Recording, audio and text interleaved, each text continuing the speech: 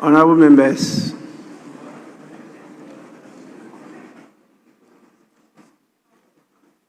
it's my honor to welcome all of you back to the chamber for the emergency recall for this week. As honorable members are aware, the House adjourned on Friday, 31st July 2026, after what was a particularly active and demanding meeting. Over a period of approximately 3 months, the House held a total of 37 sittings, during which honorable members considered and disposed of a considerable volume of legislative, financial, oversight, and other parliamentary business. The adjournment afforded honorable members the opportunity to return more fully to their constituencies, undertake other parliamentary assignments, and attend to commitments outside the chamber. Barely a month into that adjournment, circumstances have, however, necessitated our return to the House. Honorable members, during the period of adjournment, I received a request from His Excellency the President of the Republic for the recall of Parliament. In that request, His Excellency drew my attention to 3 matters of state which, in his assessment, are very urgent and require the consideration of Parliament. I'm reading the requests submitted to me, but for the meantime, let me refer to the items mentioned by the President in the request. These are: 1, the consideration of the Banks and Specialized Deposit-Taking Institutions Amendment Bill. 2, the consideration of 2 nominations for appointment as Ministers of State. And 3, the consideration of 3 nominations for appointment as Justices of the Supreme Court. Upon receipt of the request, I carefully considered the matters placed before me and the reasons advanced for their urgent consideration. The authority conferred upon the Speaker under Order 58.4 of the Standing Orders of Parliament necessarily involves the exercise of judgment and discretion. A request for the recall of the House during an adjournment does not, merely by its presentation, automatically result in a recall.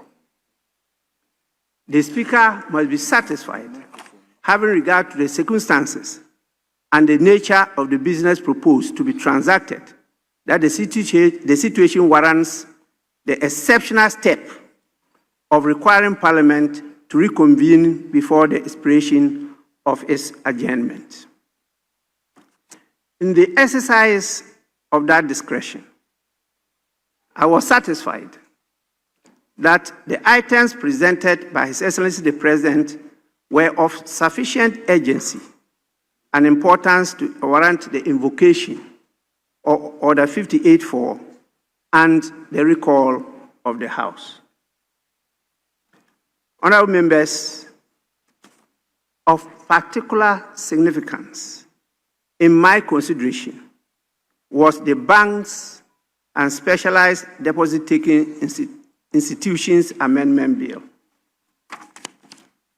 The brief from the President on the subject matter of the bill has important implications for the urgent regulation, stability, and functioning of the financial sector of our economy. I was therefore satisfied that a matter of this character having regard to the agency represented and its potential implications for the financial sector and the economy, warranted the attention of Parliament without waiting for the ordinary resumption of the House scheduled for the middle of October 2026. Let me, however, make an important distinction. My determination that this and the other matters are sufficiently urgent to warrant the recall of Parliament is not and must not be understood as a determination of their merits. The decision to recall the House enables Parliament to consider the matters, what you may refer to as prima facie evidence, not conclusive. It does not dictate what Parliament must decide upon them. That responsibility belongs to the House. That is the responsibility as to whether those items are urgent.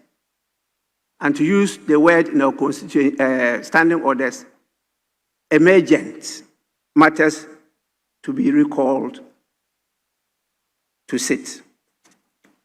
Parliament, once recalled, must exercise its own constitutional judgment on the substantive matters placed before it. I must state also that Parliament is a continuing constitutional institution. An adjournment of the House does not suspend the responsibilities entrusted to Parliament by the people of Ghana.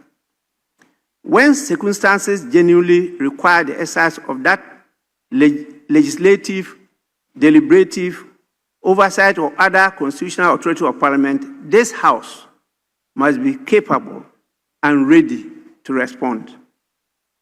I'm nevertheless conscious that this recall comes shortly after the conclusion of the intensive meeting of the House.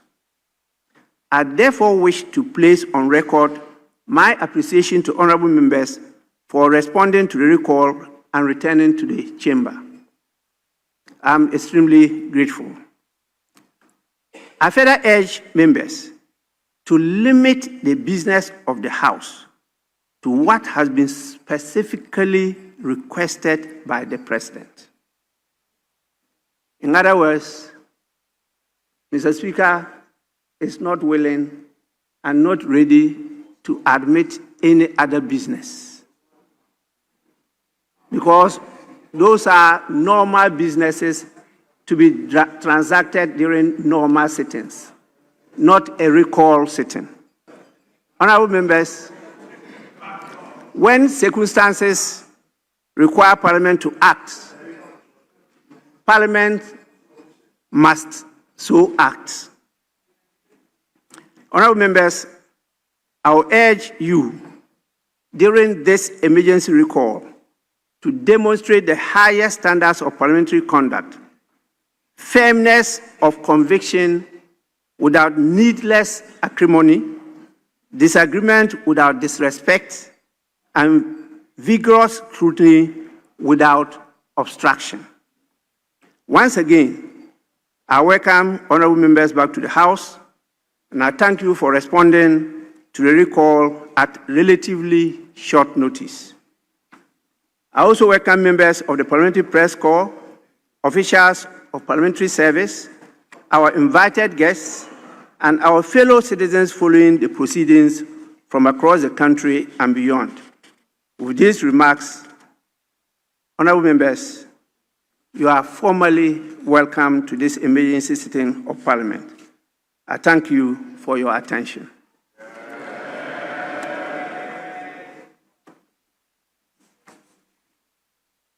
We now proceed to item 4, which deals with the messages from the President, after which I'll allow the leaders of the House to say a few welcome remarks. Honorable members, the letter is dated 11th August 2026. Request for the recall of Parliament. I write to request the recall of Parliament from recess to consider the following urgent matters of national importance. 1. The Bank and Special Deposit-Taking Institutions Act, Amendment Bill 2026. 2. Two nominations for appointment as Ministers of State for referral to Appointments Committee, vetting and consideration by Parliament. And 3. Three nominations for appointment as Justices of the Supreme Court for referral to the Appointments Committee, vetting and consideration by Parliament. Given the urgency and importance of these matters to the effective administration of the state, I respectfully request that Parliament be recalled at the earliest practicable date to undertake the necessary constitutional and parliamentary processes. Please accept, Right Honorable Speaker, the assurances of my highest consideration. Signed, John Dramani Mahama. The communication on the nomination and reassignment of ministers had earlier been submitted to me. But by then, we had gone on recess. And so the letter is dated 7th August 2026. And it reads, nomination and reassignment of ministers. Pursuant to Article 78(1) of the Constitution of the Republic of Ghana, 1992, I have the honor to submit through you for the prior approval of Parliament the names of the following members of Parliament whom I intend to appoint as Ministers of State. 1. Nominations.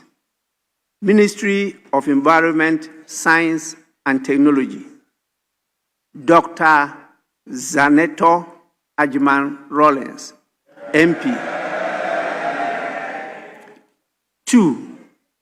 Ministry of Local Government, Chieftaincy and Religious Affairs, Mahama Ayarga, MP.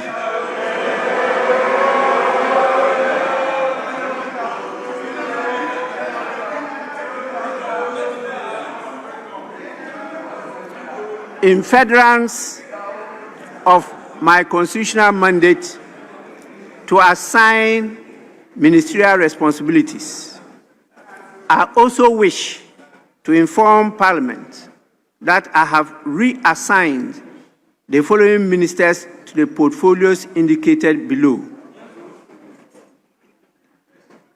Ministry of Defense, that is 1, Honorable Kenneth Gilbert Ajay. 2, Ministry of Works, Housing and Water Resources.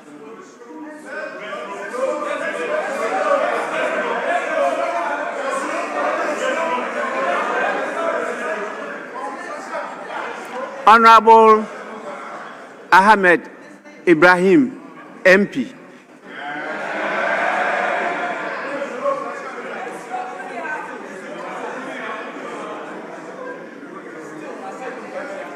Attached are the curriculum vitae and other relevant supporting documents of the nominees to facilitate the parliamentary vetting and approval process.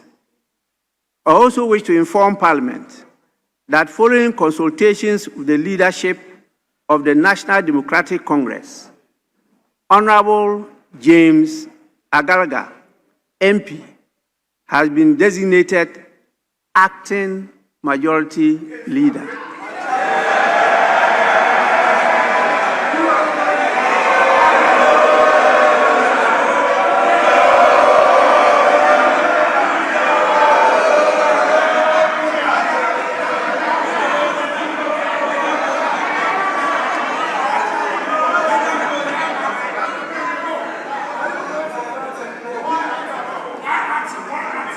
Honorable members, honorable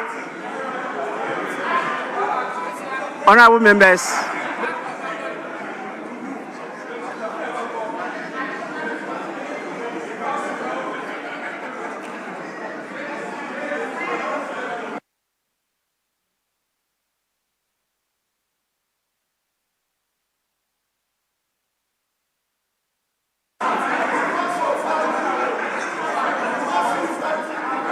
honorable members,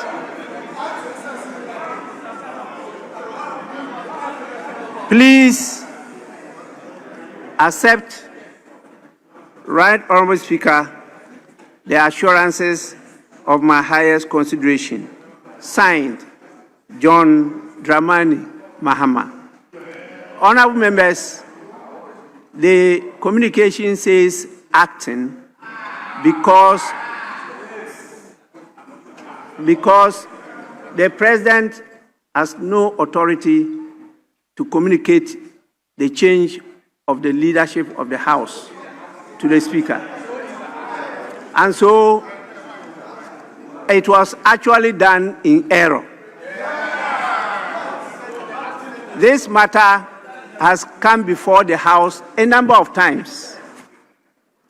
As a result, even in our current standing orders, we had to define the two terms, majority leader and minority leader.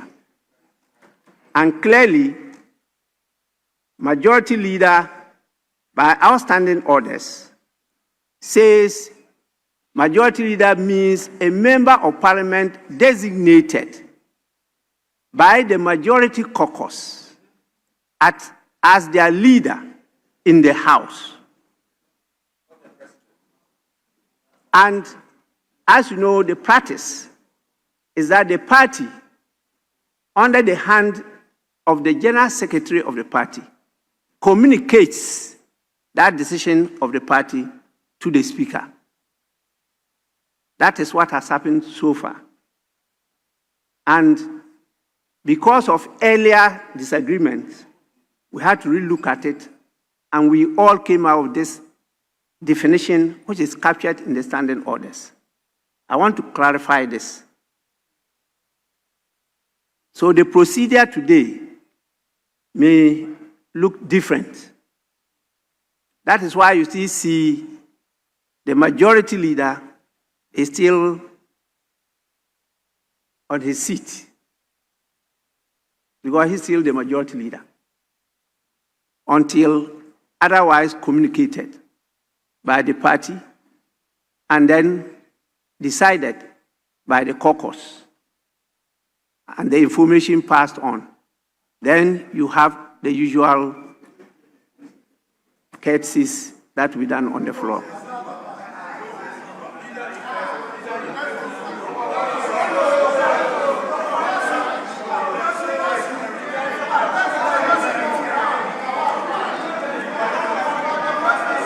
Honorable members, I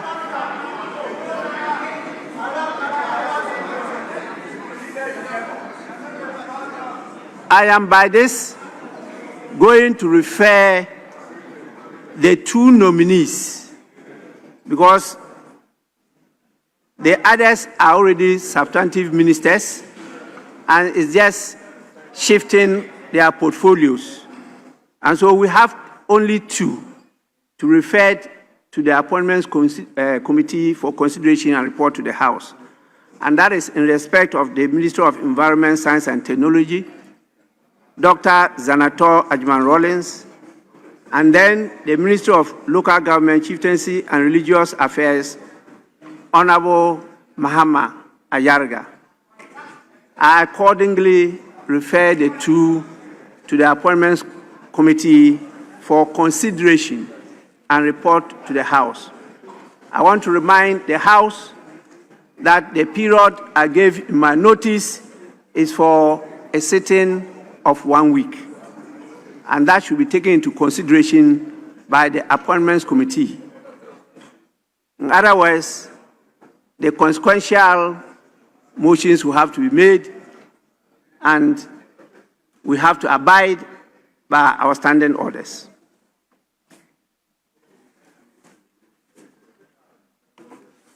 Honorable members, as I indicated in my welcome remarks, I also had communication from His Excellency the President with regard to the appointment of justices to the Supreme Court. That communication is dated 21st August 2026, and it reads, on 15th July 2026, as submitted to the Judicial Council for its consideration, the nominations of the following persons for appointment as justices of the Supreme Court of Ghana. A. Justice Sophia Rosetta Oduokua Bernasco Esa Mrs. B. Justice Edward Amwako Asante. And C. Mr. Anthony Forson Jr. Following its consideration of the nominations, the Judicial Council advised that the nominees are suitable for appointment to the Supreme Court by a letter dated 22nd July 2026. In furtherance of the constitutional process prescribed under Article 144, Clause 2 of the 1992 Constitution, I subsequently consulted the Council of State by submitting to the Council the names and curricula vitae of the nominees for its consideration. By a letter dated 20th August 2026, the Council of State informed me that having duly considered the nominations, it found the nominees qualified and suitable to serve as justices of the Supreme Court and accordingly recommended their appointment.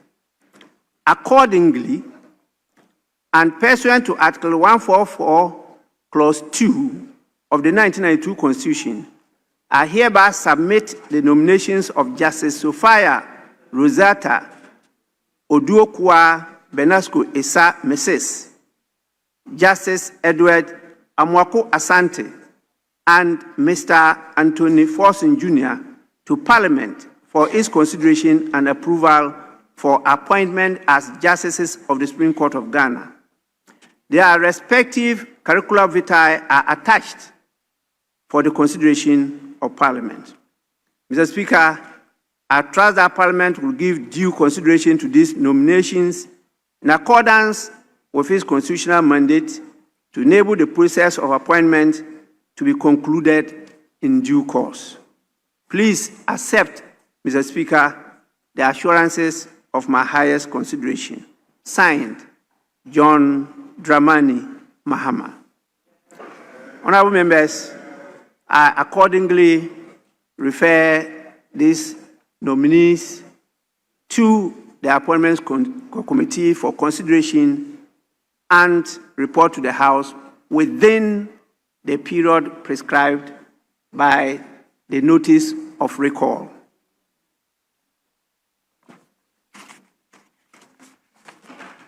It's appropriate at this juncture to invite the minority leader to give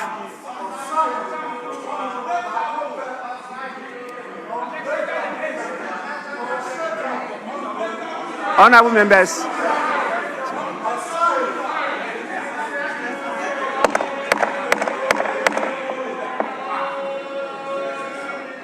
Honorable members, please, let's have some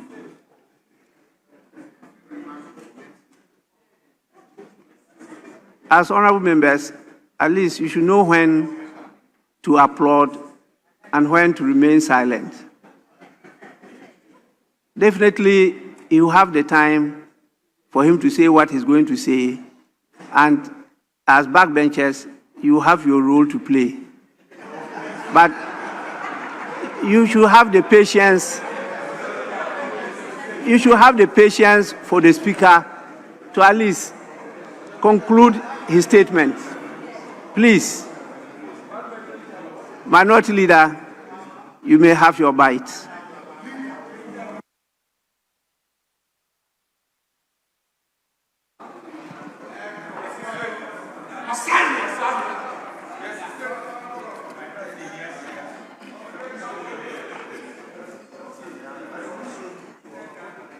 Speaker, with respect, let me thank you for this treasure space to deliver an opening statement for and on behalf of my colleagues. Speaker and colleague members of Parliament, it is my distinct honor and high privilege to deliver this statement on behalf of my caucus. As we gather this afternoon under circumstances no Ghanaian wished to see, you have exercised the power given to you under Order 58.4 of our standing orders, the power that allows you to summon this House without the customary 14 days notice, because the country faces matters that simply cannot wait. Mr. Speaker, we thank you for that judgment. We answer that summons today with the seriousness it takes and it deserves. Before I turn to the business at hand, permit me in a word of tradition. This House does not lose sight of courtesy, even in a season of crisis. Speaker, we congratulate our colleague, Honorable James Agaga, on his elevation to the high office of Majority Leader. He brings to that office many years of experience at the bar and in this chamber. We hope he will use that experience to address, through sound national policy, the bread and butter issues that matter to the Ghanaian people.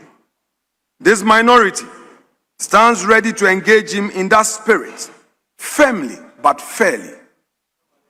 We also extend our commendation to the outgoing Majority Leader, my respected senior at the bar, Mahama Ayariga, on his nomination as Minister for Local Government, Chieftaincy and Religious Affairs. We look forward to critically examining that nomination fearlessly at the appointment committee.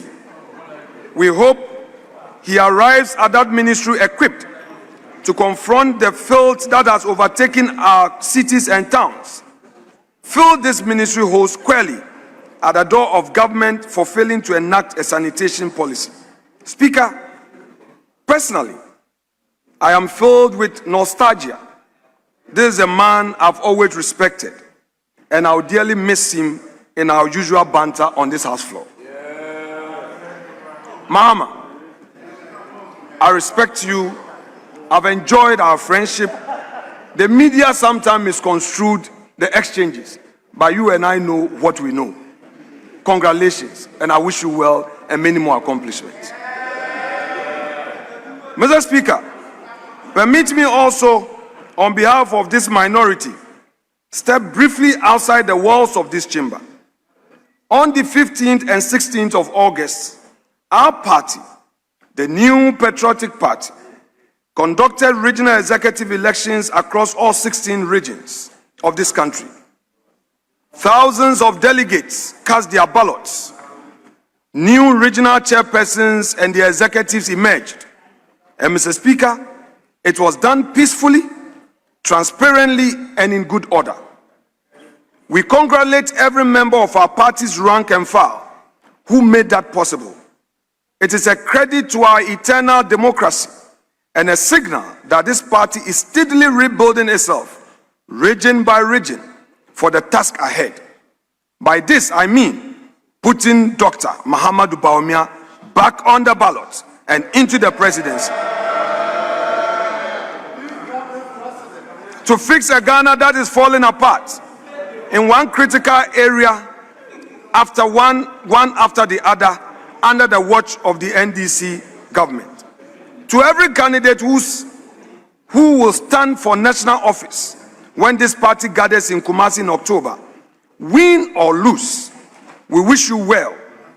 The strength of our party will be measured not by who wins those contests, by how completely we unite behind whoever does.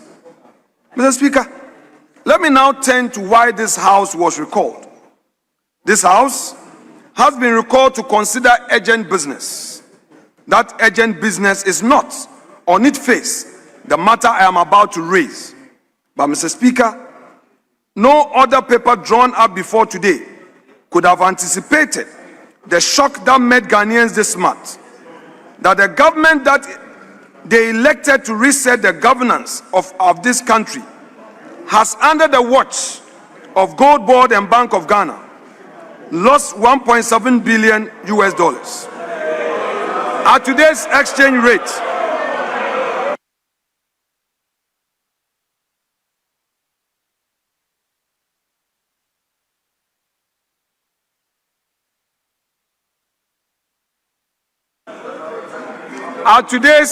rate, that is 22 billion cedis gone from a program that was meant to protect our gold, strengthen our cedi, and support our economy.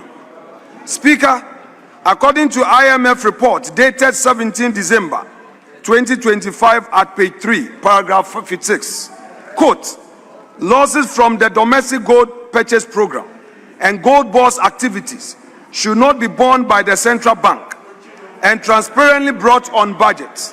Further, the BOG should develop a clear and time-bound strategy for scaling down gold purchases, end quote.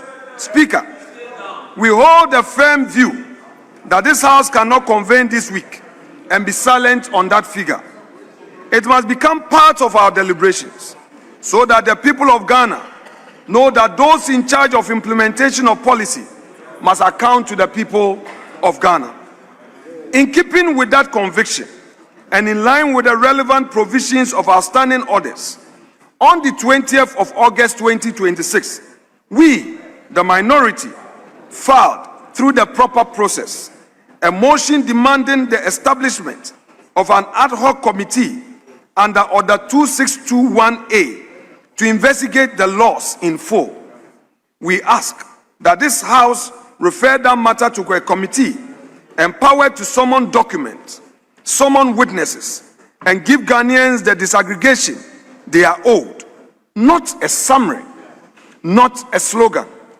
A full account of how much of that $1.7 billion was lost to foreign exchange movement, how much was lost in the prices at which gold was bought and sold, and what judgment, if any, guided the officials who made those decisions. Speaker and colleagues, this matters beyond the number itself. When the Bank of Ghana's own capital is eroded by losses of this size, it is a taxpayer who is called upon to recapitalize. Your cedi, my cedi, every Ghanaian cedi, called upon to rebuild an institution brought low by the decisions the public bears the cost of. That is not a technical matter for economists alone.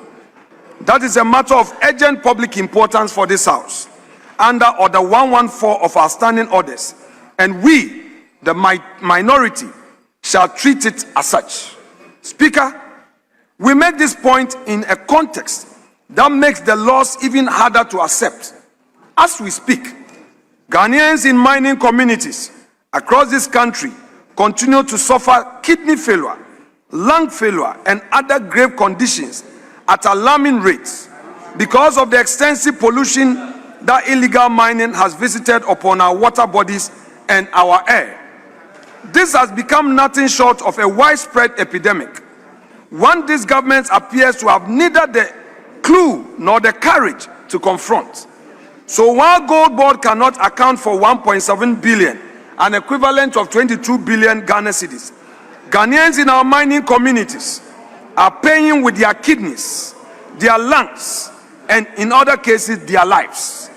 This House owes them an answer too.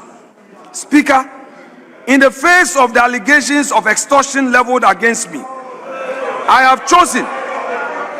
have chosen to take high moral ground by submitting myself to the processes of the law.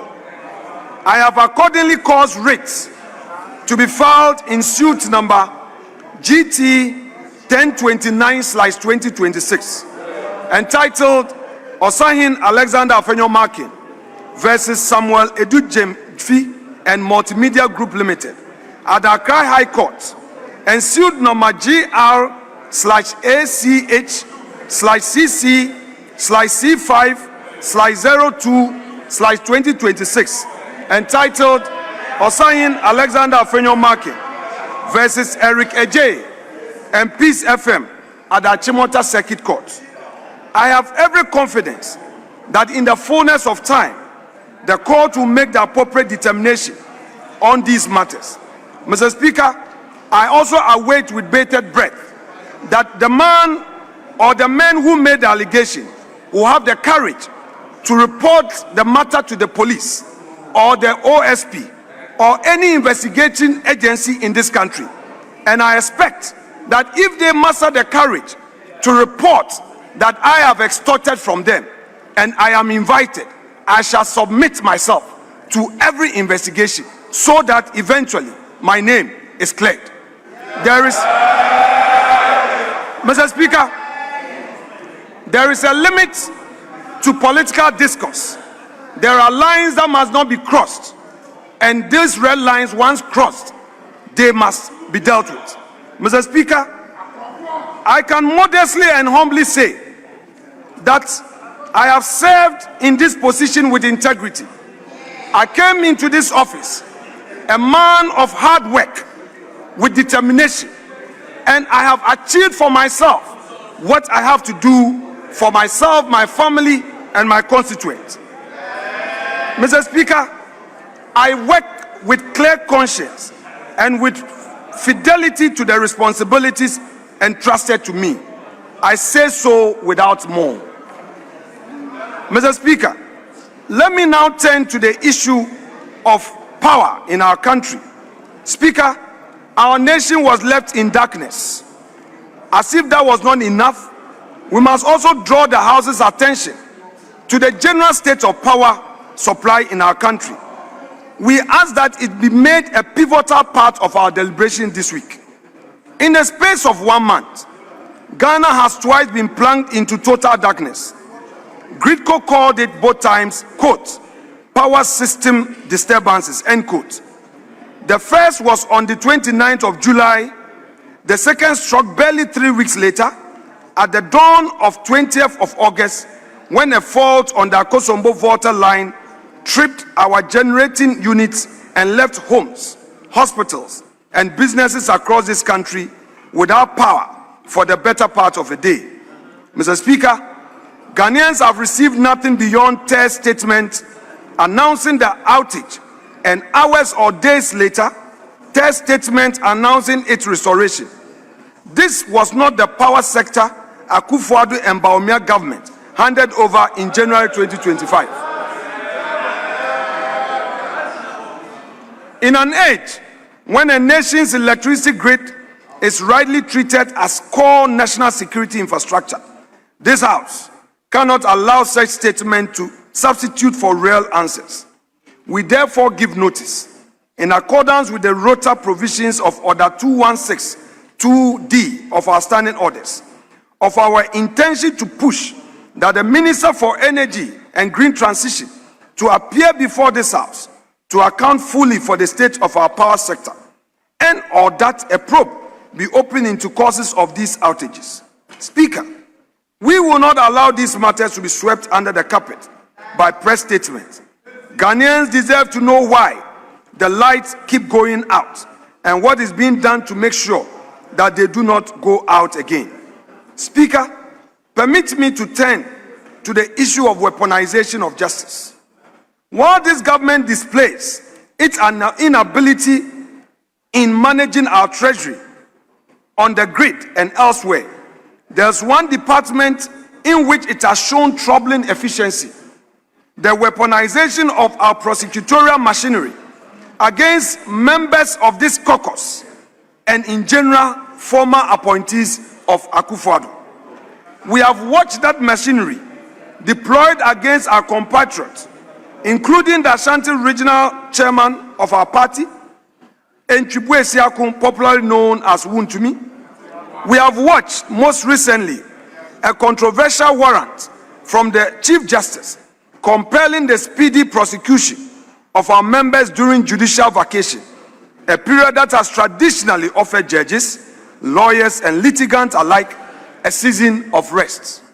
This matter, through the effort of one of our colleagues, Honorable Kojo Oponkroma of Ofuasi Ayirbi, is now before the Supreme Court for the appropriate legal redress. Speaker, the minority would want to be plain. This is a government that, in its first month in office, filed nolle prosequa after nolle prosequa to discontinue criminal cases against its own members, sympathizers, cronies, and assigns, while lining up its opponent before the court. We are clear on our minds what that pattern means. It is not pursuit of justice. It is an attempt to terrorize this minority into submission, one investigative summons at a time. Now, our resolve, Mr. Speaker.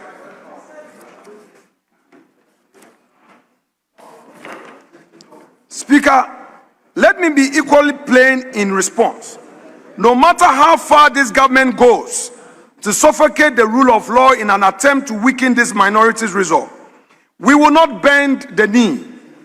We are fortified by the veritable words of the 26th President of the United States, Theodore Roosevelt, who on the 23rd April 1910 delivered an address at the Sorbonne in Paris titled Citizenship in a Republic during his post-presidential tour of Europe.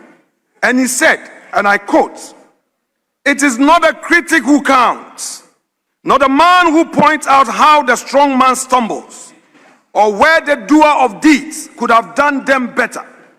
The credit belongs to the man who is actually in the arena, whose face is marred by dust and sweat and blood, who strives valiantly, who errs, who comes short again and again, because there is no effort without error and shortcoming, but who does actually strive to do the deeds, who knows great enthusiasms, the great devotions, who spends himself in a worthy cause, who at the best knows in the end triumph of high achievement, and who at the worst, if he fails, at least fails whilst daring greatly, so that his place shall never be with those cold and timid souls, who neither know victory nor defeat." End quote. Speaker, we in the minority know that the task ahead of us is difficult. We do not stand here pretending otherwise. The road before us is long, it is steep, it is strewn with obstacles and deliberately laid in our path. But difficulty has never been a reason for surrender. It will not become one now. We will rather be counted among those who dare greatly and stumble in a worthy cause than among the cold and timid souls who never know victory nor defeat. For however hard the struggle and however heavy the odds, this minority is resolved to remain in the arena, faces marred by dust and sweat, striving valiantly for the rule of law, for our democracy, and for the good people of Ghana, who are honored to serve. Mr. Speaker, the people of Ghana sent us into this chamber to protect their interests without fear and to hold this government to account on every inch of executive decision it takes. We intend to keep that mandate without fear, without favor, and without apology. We will not be weighed down by threats, by bogus prosecution, by intimidation, or by frivolous accusation, whether directed at any one of us in this chamber or at any member of our party.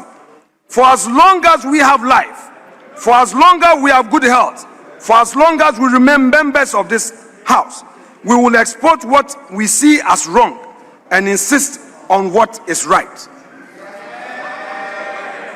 Mr. Speaker, on the cocoa sector, let me commend the efforts for reforms by the Cocoa Board. However, the reforms being pursued, we, the minority, have identified some gaps. A law was passed.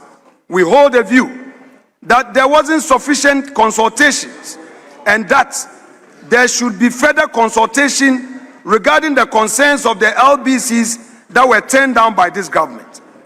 Haulage or transport owners were not also properly consulted. We have also noted that farmers are now being required to seek permission from government before repurposing their farms. Farmers cannot even undertake routine, genuine actions without recourse to government. Mr. Speaker, farmers cannot sell their cocoa unless they are registered. This has never happened in the history of our country. Mr. Speaker, we call on the majority to reconsider these concerns and come before this House with a motion for rescission so that we can further deliberate on this matter and make input to enrich the bill before Mr. President signs.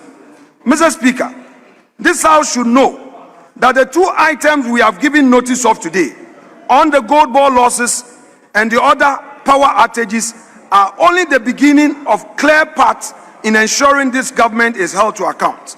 Many more such efforts already in motion and will find full expression in this chamber in the weeks and months ahead.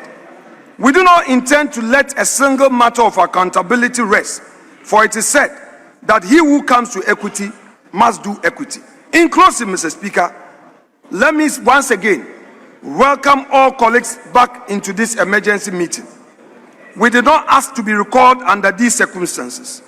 No nation should have to be, but Ghana finds itself here, and history will record what this House chooses to do with this moment. It will record whether we looked away from nearly 22 billion Ghana cedis or whether we demanded every cedi to be accounted for. It will record whether we accepted their statement about a darkened nation or whether we demanded the light be restored and kept. It will record whether we allowed the machinery of justice to be turned into a weapon of political fear or whether we stood unbending in its way. Speaker, this minority knows which record it intends to leave.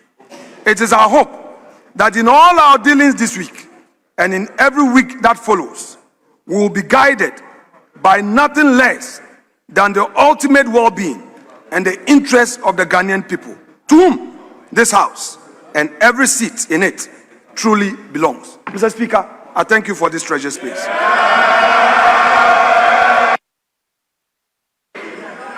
Honorable members,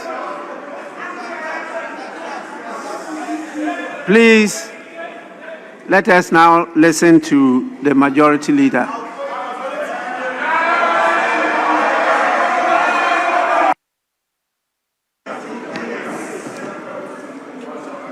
Mr. Speaker,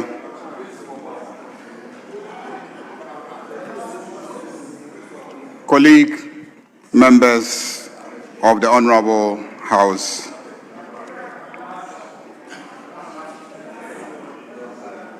let me join the Right Honorable Speaker and my colleague, the Minority Leader, to welcome all of us back to this emergency recall of Parliament.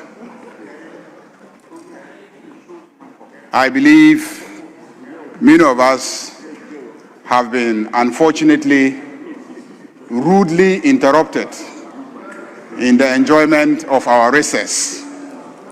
Many have scheduled family travels, vacation times, medical checkups, and very important constituency assignments.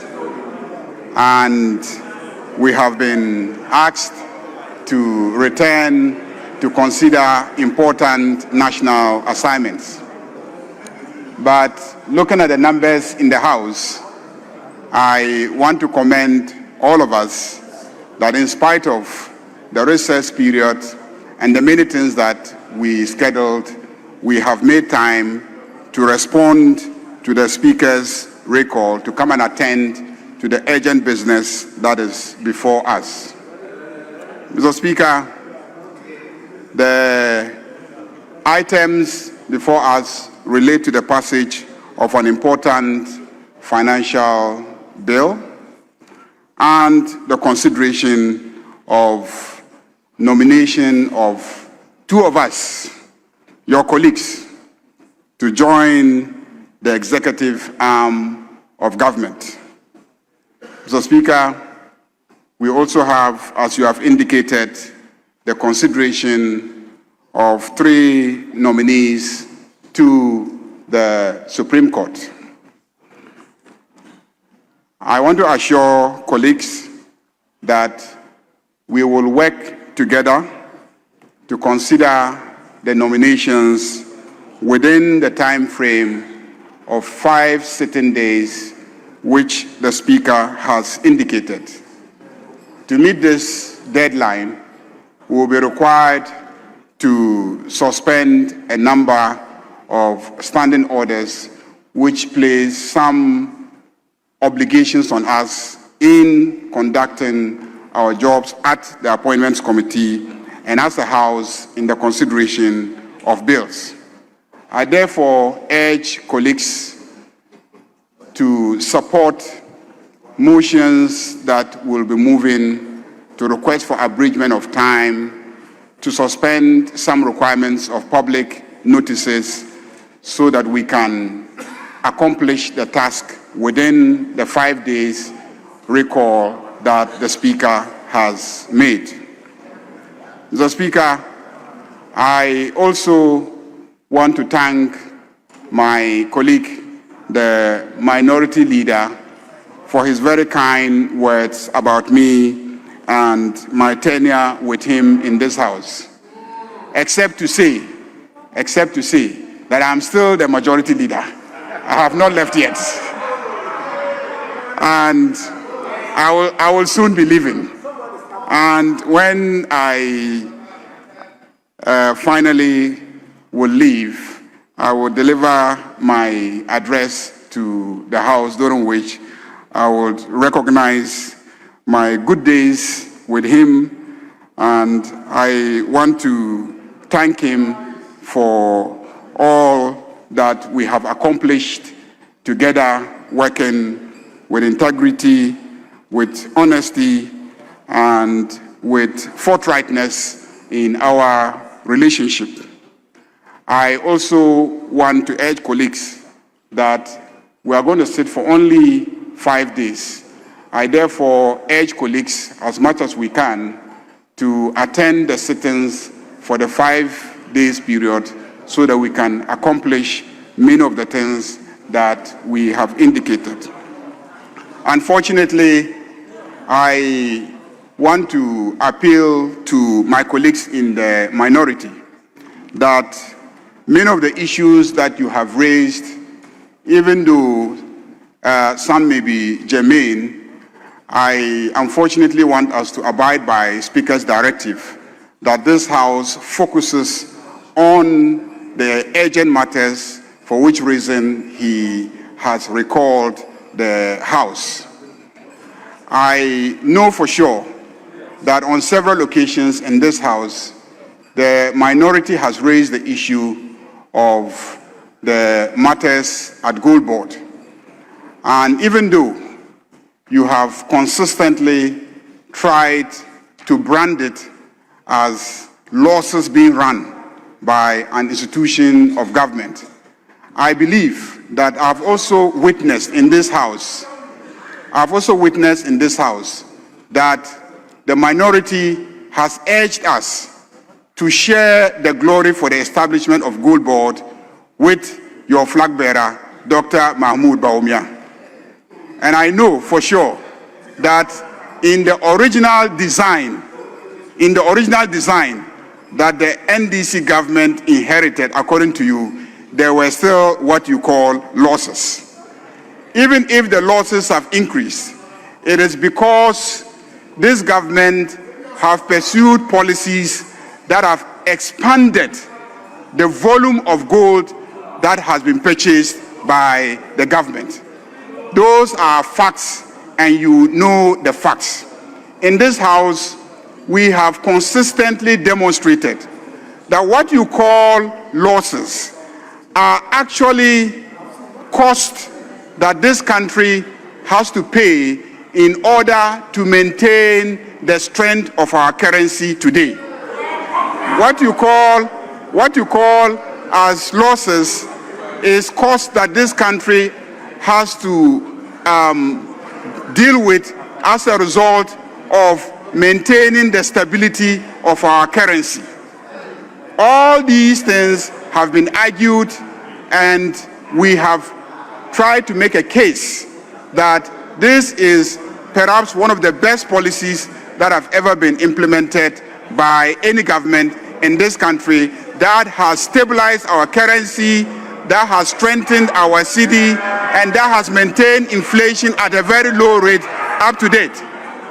So, Mr. Speaker, having made these arguments, haven't come to this understanding, it is difficult to understand why consistently our friends in the minority want to brand what we all are benefiting from as an economy as a loss incurred by the Goldbod. I am surprised that we will continue going along this tangent. But knowing the politics in this House, I know that there are those who believe that if you keep telling a particular story, no matter how untrue that story is, the public might begin to believe that that is the truth. And so I can understand why every single day my friends in the minority will try to pump into the brains of Ghanaians the wrong narrative that Goldbod is running losses. Even as they repeat the mantra that Goldbod is running losses, they are not in the same press conferences saying that as a result of the alleged loss of Goldbod, your city is now stronger than it was when MPP was in office. We are not also telling Ghanaians that as a result of the so-called losses of Goldbod, your inflation is stable. We are not telling Ghanaians that as a result of the so-called losses of Goldbod, we are paying our debts and we are being graded very highly by all the international rating agencies. So you may describe it as Goldbod losses, but we see it as an innovative national fiscal monetary policy that is stabilizing our currency, that is making our economy stronger, that is going to alleviate the poverty of many Ghanaians. And so we stand strongly behind Goldbod and the management of Goldbod. We stand strongly behind the finance minister and the management of the finances of this country. Whatever the World Bank has said, what I understand them to be saying, and the IMF, whatever they have said, I understand them to be saying that even though there will be losses based on the way we have designed the system, they expect it to be borne by the government and not by the central bank. And so reforms are underway to shift the transactions from the central bank to the government. And so I believe that ultimately your major concerns will be addressed. On the issue of energy, I want to assure you that I have the assurance of the Minister for Energy that by the end of September, the issues causing the power outages will be resolved. We're all in this country, and we saw the fire outage that destroyed the transmission substation at Akosombo. We all know that our gas suppliers are having a maintenance schedule which is reducing the supply of gas to the country. And again, we also know that a lot of our energy infrastructure is aging. And as a result of the aging infrastructure, we need to engage in routine maintenance and change. And during these periods, we will be compelled to shut off the power in order to be able to carry out these routine maintenance activities.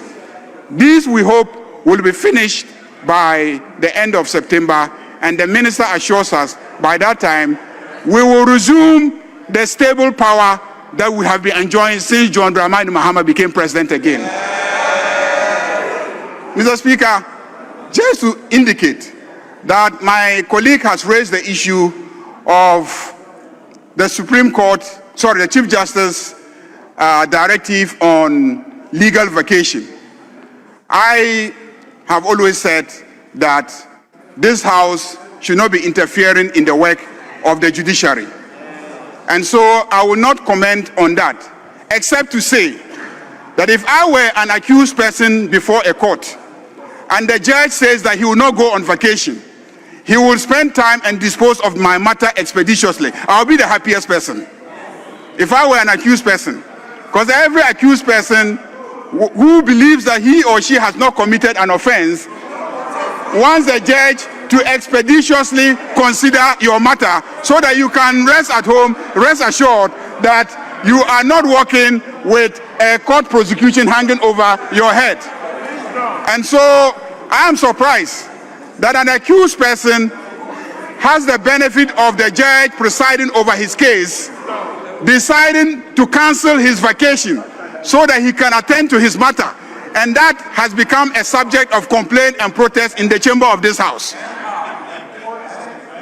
But as I indicated, I don't want to interfere in the work of the judiciary because I think that it is undermining the independence and autonomy of a coordinate branch of government. I want to also say, in response to my colleague, the minority leader, that I believe that this is a country where there is full assurance of freedom of speech, both in the chamber and outside the chamber. And I don't believe that there's any political targeting of anybody freely expressing themselves either in this chamber or outside this chamber. At the same time, I also don't believe that anybody should try to use this chamber or any platform to intimidate the law enforcement agencies when they are cracking down on criminal conduct, be they conduct of politicians, of ordinary armed robbers, of any other citizen. Crime is crime. We believe that we pass laws in this House so that they will be enforced outside there. When the law enforcement agencies are enforcing those laws, we should not come and stand in this chamber and bastardize them and try to intimidate them and try to give their conduct political coloration. It does not help. I have repeatedly said in this chamber that we should not consider ourselves as politicians as being in a special class that can commit crimes and get away with it. When those who steal goats and fowls and guinea fowls are sent to jail because they stole goats and fowls and guinea fowls. When those who steal rams to perform the outdooring of their children are sent to jail. When we steal millions of Ghana cedis as politicians, we think that we belong to a special class, and when law enforcement agencies come after us, we will protest. I believe that this country cannot progress with an attitude like that. And so I don't believe that it is fair when the law enforcement agencies are doing their work for us to come to this chamber and try to bastardize those law enforcement agencies. Mr. Speaker, on that note, let me thank you for the emergency recall of the House. I believe at the very personal level, I will be benefiting from this emergency recall. But I also believe that I'll be benefiting because I will be considered by the appointments committee. So I will definitely benefit. I also know that my friends on this side have over the years campaigned for the appointment of my sister, Honorable Zaneto, I believe that in view of the campaign that you have involved in view of the campaign that you have been involved in, you will expeditiously approve her nomination as a Minister of State. I also believe that those that the President has nominated for the Supreme Court, one of them was before this House, nominated during the tenure of President Nana Addo Dankwa Akufo-Addo. The Appointments Committee, of which I was a member then, did consider the nomination, but for some reason, the House was not able to take the report.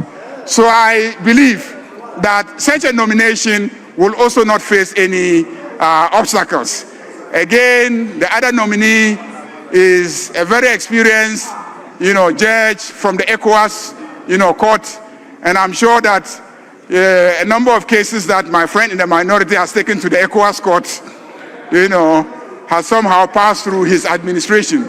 His nomination, I also believe, will not face any serious opposition. I therefore urge colleagues leading government business here to favorably consider the nominations expeditiously so that we can pass them for the President to complete the appointment process. On that note, I thank colleagues for heeding to Speaker's call for an emergency recall, and I assure all of you very enjoyous short emergency recall. Thank you very much, Mr. Speaker.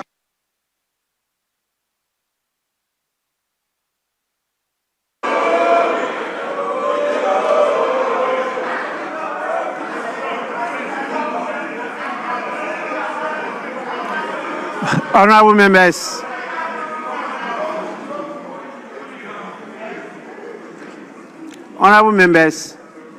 I am considering whether in future I'll be granting opportunity for the leaders to give welcome remarks,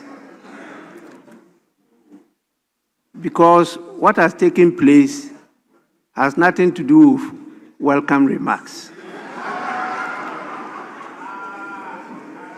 We have heard notice being given by the minority leader on behalf of the minority caucus as to the agenda they intend as a caucus to pursue. That definitely has gone beyond the remit of welcome remarks. We have also heard the response from the majority leader, which has gone far, far also beyond welcome remarks. And so I can only say a few words on one thing mentioned by the minority leader, which has to do with the motion they have filed, which was received in my office on the 21st of August, 2026, just 3 days ago. 3 days ago that it got to my office. I have gone through the motion myself, and I intend to admit the motion because we have to at least have an end to litigation.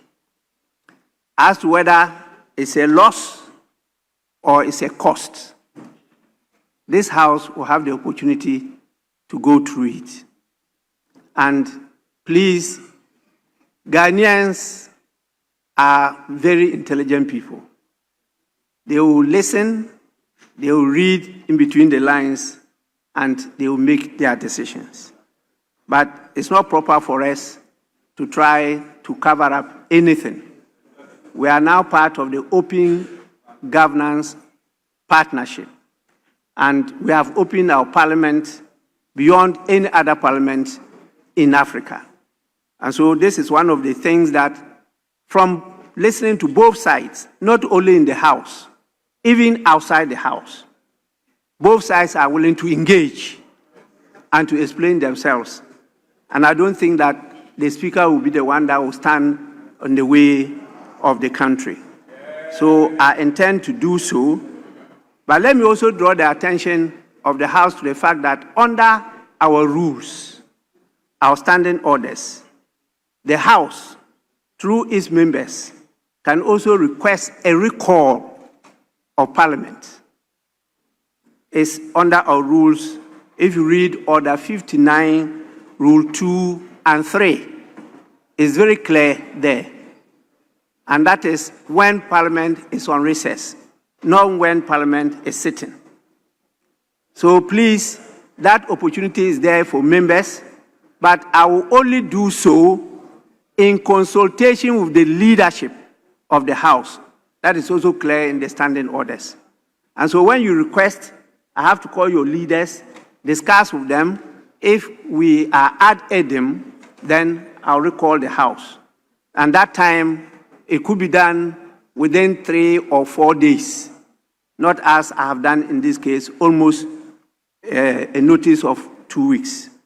And so please, this is not a matter that can be considered within this 1 week, because we are now sitting, and the notice has come. We are not on recess. So please, as I stated, let's make sure that we finish the business that was itemized by His Excellency the President within the 1 week. That is what we are here to do. We will not do any new business. And so I am directing the table office to, as much as possible, focus on only this business. We are not going to have question time. We are not going to have any statements. We are here to do these 3 items and then go back to the basic and fundamental function of representation. And that is what recess is about. So I thank you all for coming. Please, honorable members, let us take item 6 now. Correction of votes and proceedings and official reports. We'll start with the correction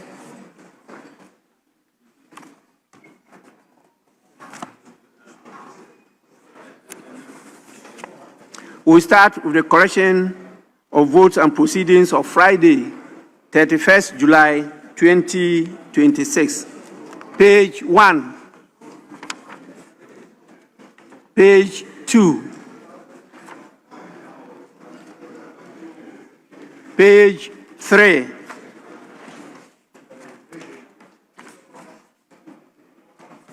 page 4,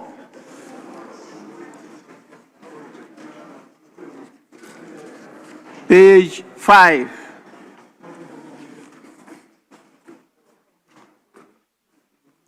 page 6,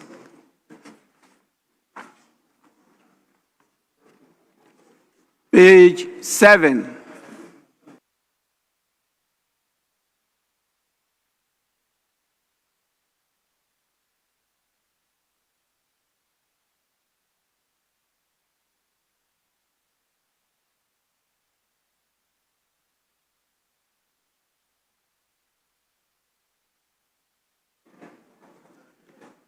page 7. Yes, please. Page 8. Page 9.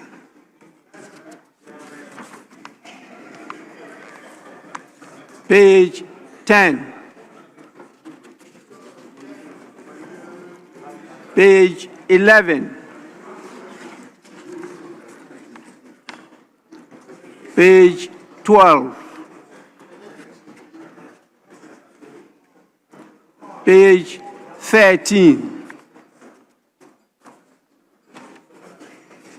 Page 14. Sorry, page 13, yes. Right Honorable Speaker, page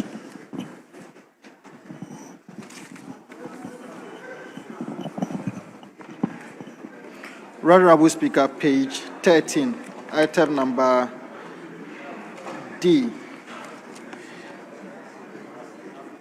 Annual report of the Right to Information Commission for year 2025. I am only presuming that there has been omitted. So it should be annual report of the Right to Information Commission for the year 2025. For the year 2025. So there has been omitted. Thank you. Table of office, kindly take note of that. It's on page 13. Page 14. Page 15. Yes, Honorable Member. Thank you, Right Honourable Speaker. Speaker, page 15, item 10, that's presentation of papers, paragraph F.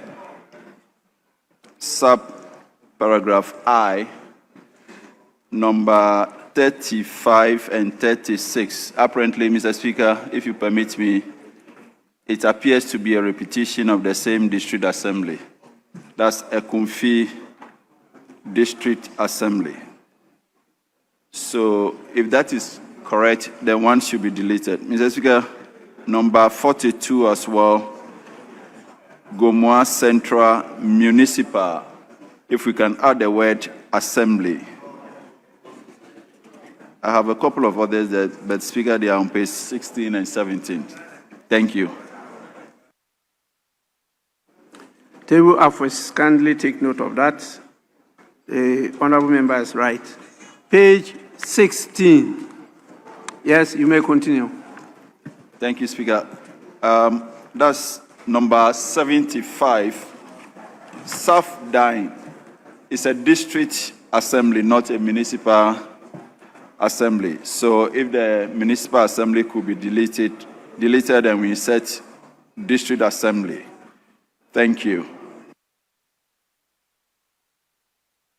Table of office, kindly take note. Page 17. Page 18.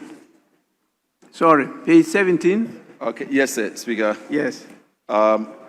Number 34, Kumasi Metropolitan Assembly. The spelling for metropolitan is incorrect. Then again, number 41, Nkuranza. There must be addition as to whether it's a municipal assembly or district assembly. Then number 53, Sisala is municipal. I think we need to add the word assembly. And then, Speaker, with your guidance, the spelling for Kasina Nankana district, I think what we have here is incorrect. If the clerk could check it and write the proper spelling. Thank you. Which number is that? That is number 30, Round Speaker. Number 30. On page 17, number 30. Yes. Thank you. Table of office, kindly take note of that. Page 18. Page 19. Page 20. Page 21. Page 22. Page 23. Yes, please. Right Honourable Speaker, page 23, item number 23. So, Speaker, I remember that when you were giving this announcement that the Democracy Cup is going to be held on the 28th of this month, you also added that there's going to be a curtain raiser match between the members of Parliament and the executive. That has not been adequately captured here. And so if Table Office can capture that as part of the announcement that you gave. Thank you. Yes, Table Office. I think this is a key point that should be made. So kindly capture that on the votes and proceedings. Page 24. Page 25. page 26, page 27,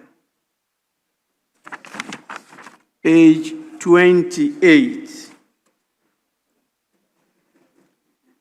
page 29, page 30, page 31, page 32. Sorry, page 31. Yes, Speaker, just a minor observation. Speaker, page 31, Roman numeral XXIX, Engineer Henrietta Osai Tutu. The spelling for the word Henrietta is incorrect. Thank you. What is the correct spelling? Okay, Speaker, over here we have E before I. It should rather be I before E. So if you may, it should go like, yes, Henrietta. But what we have here is the other way, sir. You are aware that Kwesi is now spelled with Q. So we have to cross-check to make sure that what you are saying is true. Because sometimes, there are some differentiations. But please, table office, kindly take note of that. Cross-check and get the proper rendition of the name, the spelling of the name. Page 32, page 33, page 34, page 35, page 36, page 37, page 38, page 39, page 40, page 41, page 42, page 43,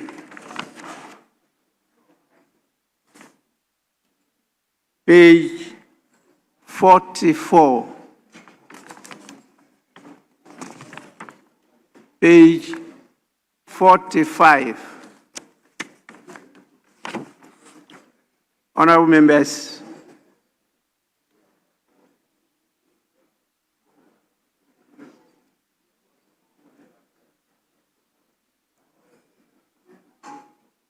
I've seen a number of you on your feet. I don't know whether you are on the point of order or... May I carry on? Honorable members, the votes and proceedings of the 37th sitting, dated Friday, 31st July 2026, as corrected, is hereby adopted as a true record of proceedings.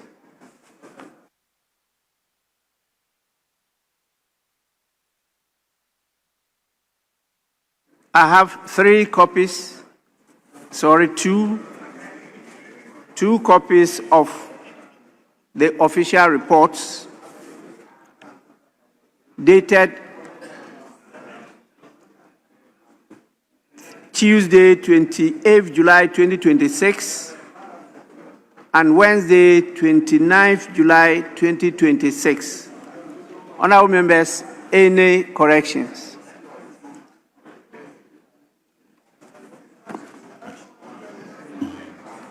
Yes. Mr. Speaker, respectfully, we do not have copies of the official reports, and so we are finding it difficult to make corrections. Is it that you don't have, or the whole house? Well, we asked the table office, and Are you sure on your tab it's not there? Mr. Speaker, respectfully, you said you have copies, so I was expecting that. I have copies. but I have also here. Just for the eyes of members, usually you have to raise something. And that's why we are giving both soft and hard copies. But let me ask members whether they have copies. They said they've uploaded it in the console. Yes, I've just been informed it's in your console. And so maybe you didn't get time to go through it. If it is a pleasure of the House, I can defer it so that members will get time to go through it, particularly those who are good editors, like my friend Honorable Afriye. It's so deferred. Okay, thank you.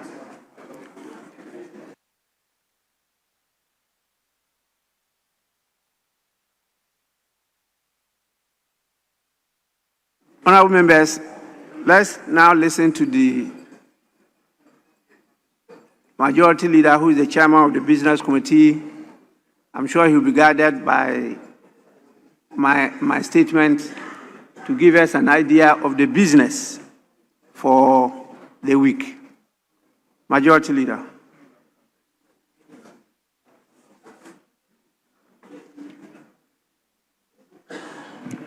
Right Honorable Speaker,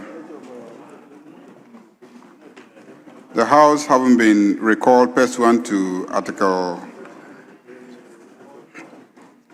Order 58 of the Standing Orders of Parliament, the Business Committee met today, Monday, 24th August 2026, and arranged business of the House for the emergency meeting ending Friday, 28th August 2026. Mr. Speaker, the Business Committee takes the opportunity to welcome all honorable members to this emergency sittings. The committee accordingly submits its report. The Speaker may read any available communications to the House. Initially, the committee had proposed some questions, but in view of your directive to the House regarding the business that should be conducted during this emergency sitting, the questions that we were proposing will no longer be asked. Mr. Speaker, statements, unless you admit them, definitely may not also be made. However, the bills, papers, and reports pursuant to Order 159 and 160 may be laid, presented, and taken during the week also pursuant to Order 97 of our standing orders. Motions may be taken and their consequential resolutions, if any. Motions may be debated and their consequential resolution, if any, taken during the week. Mr. Speaker, the committee also has taken note of the business of considering nominations, because I had briefed them after my meeting with you that this is likely to be the major business of this emergency recall. And so the agreement is that the referrals, when made to the Appointments Committee, should be considered expeditiously. And the requirement of notice in our standing orders when it comes to the consideration of nominations to ministerial portfolios should be waived for the 2 ministerial nominees that His Excellency has communicated to this House and the 3 Supreme Court nominees that His Excellency has made, which you have communicated to this House. So the committee recommends that this House does suspend the requirements of advertisement in Standing Order 217.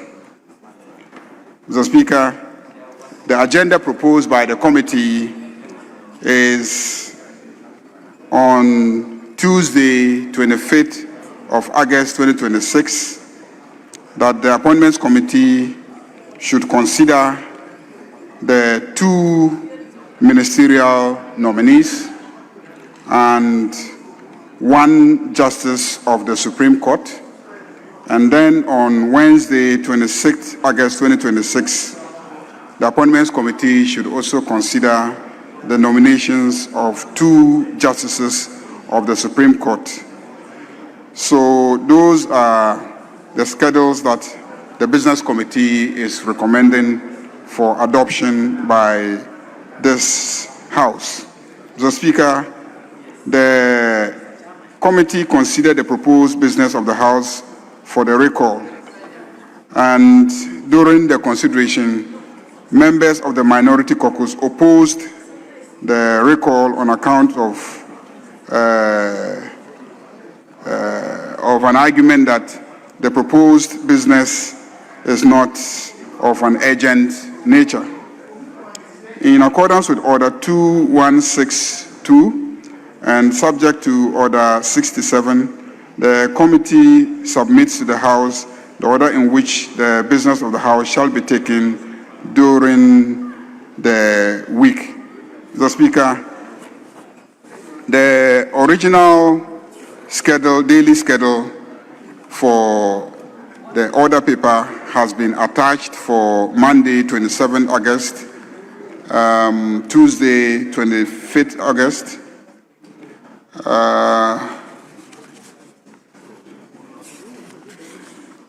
Wednesday, 26th August, Thursday, 27th August, and Friday, 28th August. I urge members to read the attachments with the consequential amendments that the directive of the Speaker would necessarily demand, which is that a lot of the businesses that were originally scheduled, which are out of sync with what the Speaker directs as the proper business of the House, that those proposed items are no longer part of the business of the House. So the attachments should be read with the consequential amendments. I thank you very much, Mr. Speaker.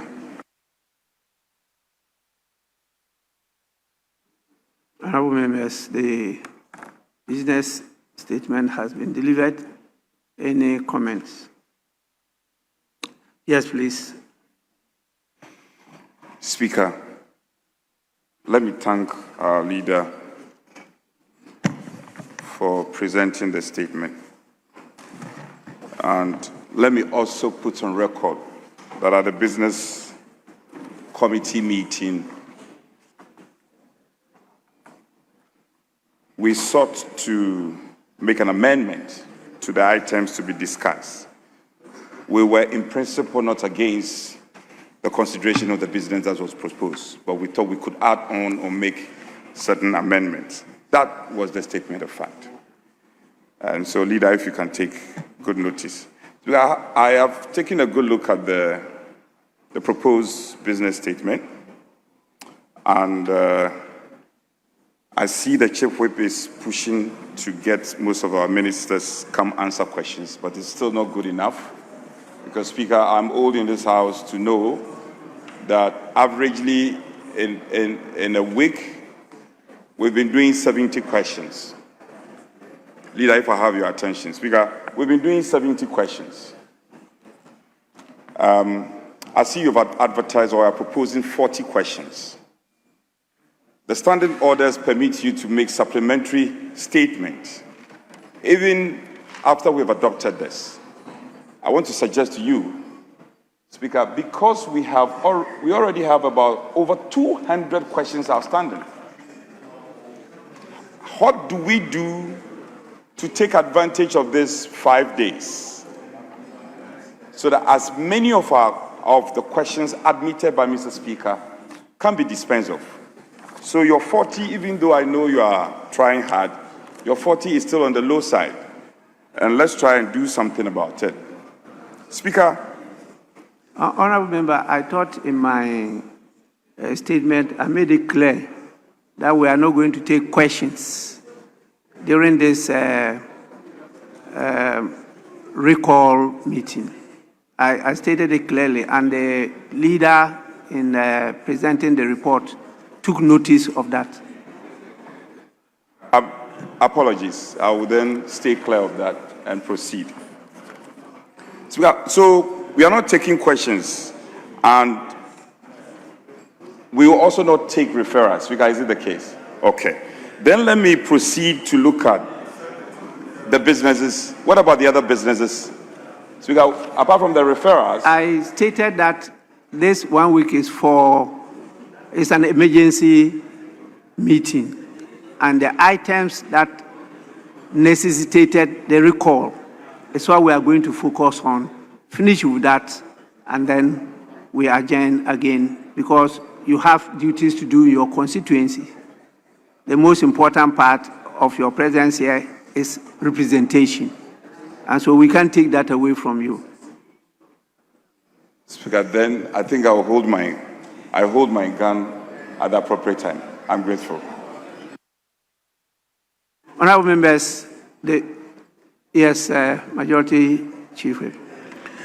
Mr. Speaker, let me thank you for the opportunity to make a couple of observations in respect of the business statement presented by leader. Speaker, we are guided by your direction. Speaker, however, my plea is to consider the Savannah Caucus members. The information is that they lost the Council of State rep yesterday, and he has since been buried in accordance with Muslim customs.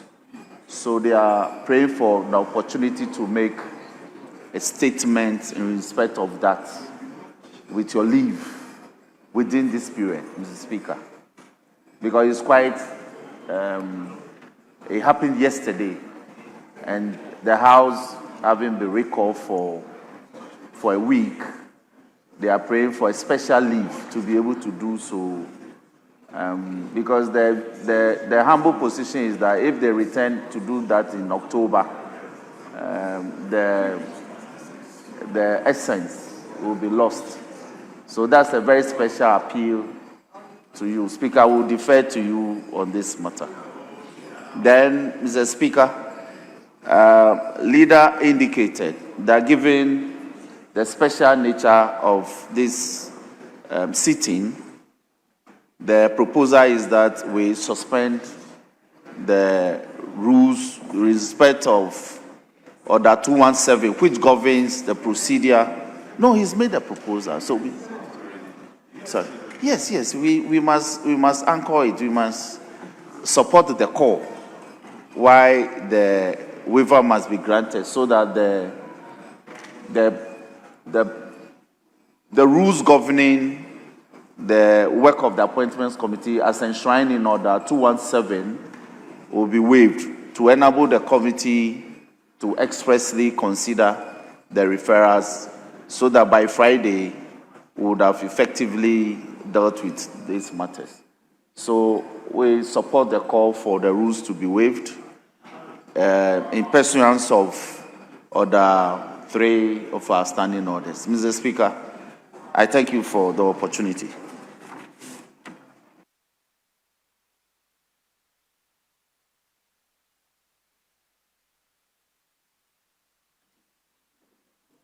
Yes, please. Speaker, may I also appeal for your decision regarding the agreement and your directive that we are restricting ourselves to prior agreed subject matters. I regret to announce the passing of the Tolon chief, and my colleague, the deputy whip, has just informed me. Speaker, I want to make an appeal. He has indicated his intention to make a statement to eulogize the late chief of Tolon.